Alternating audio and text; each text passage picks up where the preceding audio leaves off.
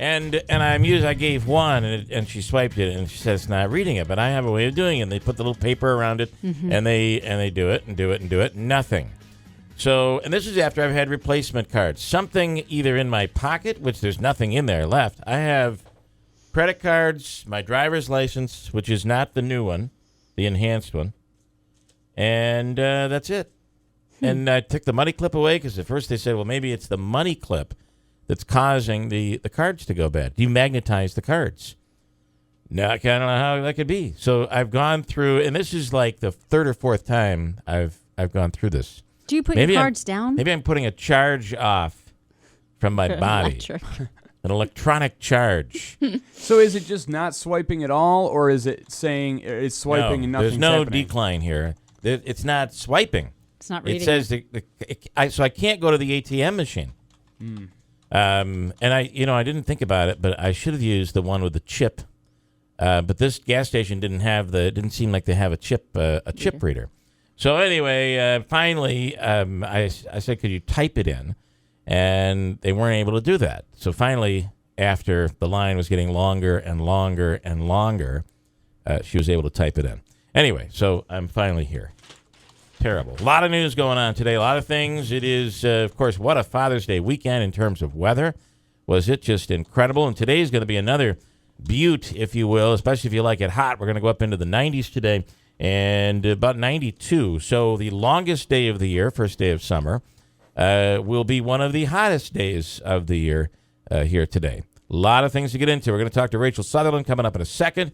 Weekend politics. Bernie Sanders, is he staying in the race? Is he getting out of the race? At this point, they're saying, is he costing taxpayer dollars? Well, probably, right, because he has Secret Service protection and stuff like that. We'll get into that. Trump doubling down some more on profiling Muslims. And there's a new poll out, and this one is a biggie. It is for the New York 22nd congressional race. Has anybody seen this one yet? Big numbers. It has Tenney and Wells in a dead heat. Really? Which, if you recall, the last poll that came out was done a few months ago when the race first started. Claudia Tenney was way ahead, followed by George Phillips, followed by Stephen Wells. So here are the numbers, and this was conducted by Liberty Opinion Research, and we can try to get somebody on with this, but here we go. With less than 2 weeks remaining in the Republican primary for the New York 22nd Congressional District, the race is a toss-up between Claudia Tenney and Stephen Wells. Wells has really made quite the comeback for the Republican nomination. Tenney leads Wells 32% to 31%. With George Phillips trailing behind at 13%. But here's something interesting. The undecided here is at 24% in this race right now. Claudia Tenney with 32%, Stephen Wells 31%, George Phillips 13%, 24% unsure. Are we surprised by those numbers? I am, especially if you look, and I was going to text you over the weekend, but I decided to hold back because it was Father's Day. If you look around town, Tenney is definitely winning the sign war. I have not seen, we've talked about all the signs that are in the Binghamton area, but there are no signs here for Phillips or Wells that I have seen. At least it's all Tenney I was signs. up north over the Father's Day weekend towards Old Fortune Inlet, and it was like every other lawn was a Claudia Tenney sign. Well, I don't. I mean, we've talked about that before. Mm-hmm. You don't put much credibility in the sign war. Zero. Mm-hmm. It means very little. And except if you get down into the Binghamton area, it's all George Phillips right. signs, and they mentioned Binghamton. We're going to finally get a congressman from Binghamton. Well, Phillips' numbers are down, but again, the undecided is at 24%. So there's some other breakouts on this that are pretty interesting. The Republican primary, the election were held today. It would be basically a toss-up between Tenney and Wells. On image, Stephen Wells has a 44% favorable, 25% unfavorable, 31% still not sure. On the Tenney side, 42% favorable, but her unfavorable numbers are high at 43%. And then there's Phillips. Interesting also on Richard Hanna. Outgoing Congressman Richard Hanna remains very popular in the district with a 61% of Republican primary voters viewing him favorably as opposed to 30% who view him unfavorably. For Republican primary voters, Cuomo, of course, the numbers are low. Actually, the numbers are high. 73% of Republican voters really dislike Governor Cuomo. And as usual in upstate New York, jobs and the economy lead the most important issues to voters. It's the most important issue to 30% of Republican primary electorate in the district. Wells leads Tenney among jobs economy voters, 34 to 30%. The second-ranked issue is national defense and terrorism, with 23% rating at the top issue. Tenney leads Wells 32-28 among those who say defense, national defense, and terrorism is their priority. Another hot button for GOP primary voters is the Second Amendment. 10% rating as the top issue. Tenney leads Wells 41-23 among voters when it comes to that. Now, how about the regional breakdown? Are you interested in that? Mm-hmm.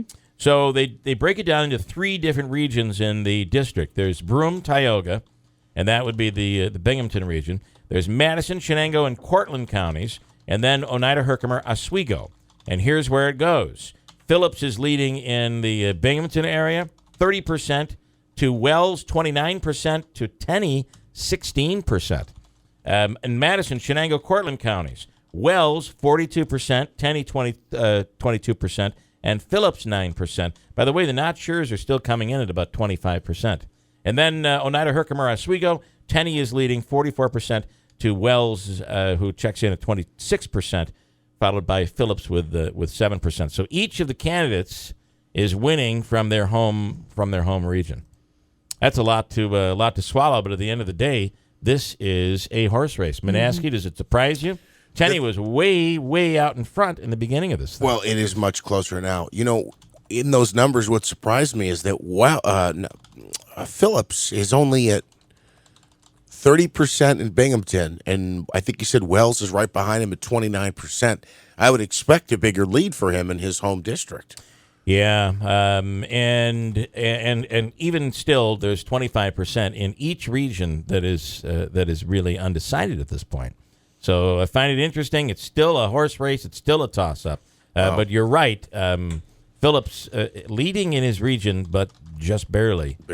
Just barely leading down there. Pretty big. The hospital in the news, and we're going to get into talking about that as well here this morning, as a story came out over the weekend in the OD. Somehow, do we know how they got this letter? I don't. Somehow they ended up with a letter that was sent from one of the doctors, Dr. Bard, and it was sent to the hospital, and it was questioning the safety of the safety of ER. And that's something that in the beginning we were told was not an issue, but now we're learning maybe it was. And the headline from the OD over the weekend was somewhat scathing. And we should say that Dr. Don Bard is part of Utica Pediatrics, which was one of the 3 groups that pulled out. Yeah, out, right. Yeah. Let's switch over to. We'll talk about that. By the way, the hospital has a press conference they're going to hold today, and they're going to give their side of the story. But if you want to pipe in on that here this morning, 7360186. It is really.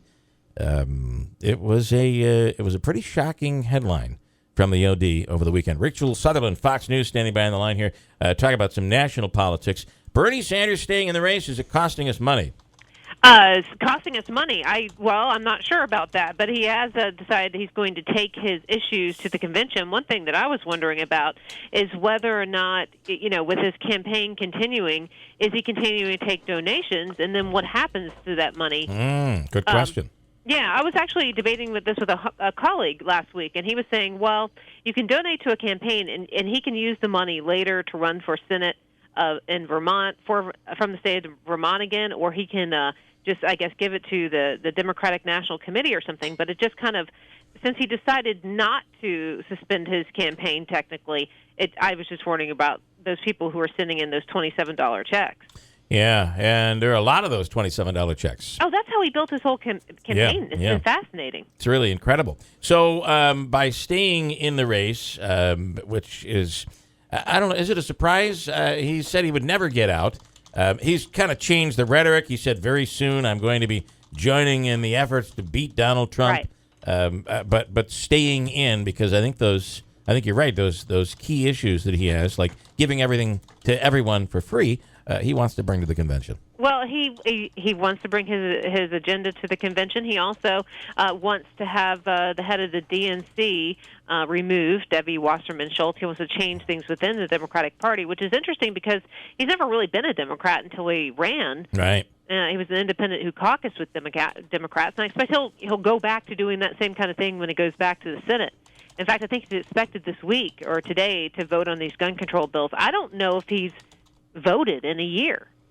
Right, with all the traveling and speaking of those gun control bills, they expect really nothing to come out of that today, right? Well, they're going to need that 60-vote threshold in the Senate, and it's not clear if they're going to be able to clear that hurdle. There's 4 different gun control bills. Some of them have to do with this no-fly, no-buy idea.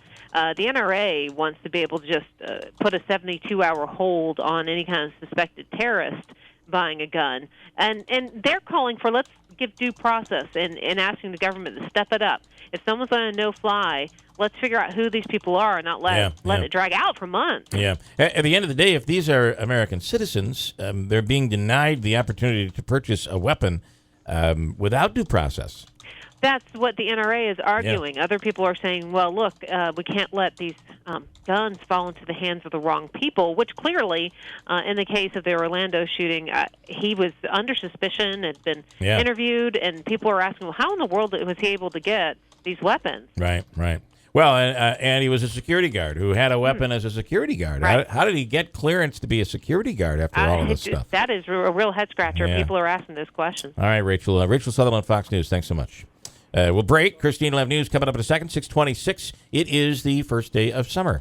A hot one on the way, going to 92 degrees. We may get some rain tonight, and that is going to cool things off. It'll be drastically different tomorrow with temperatures in the mid-70s tomorrow with sunshine. But you like heat, you're going to like today. 92, the predicted high for here the first day of summer. 6:26.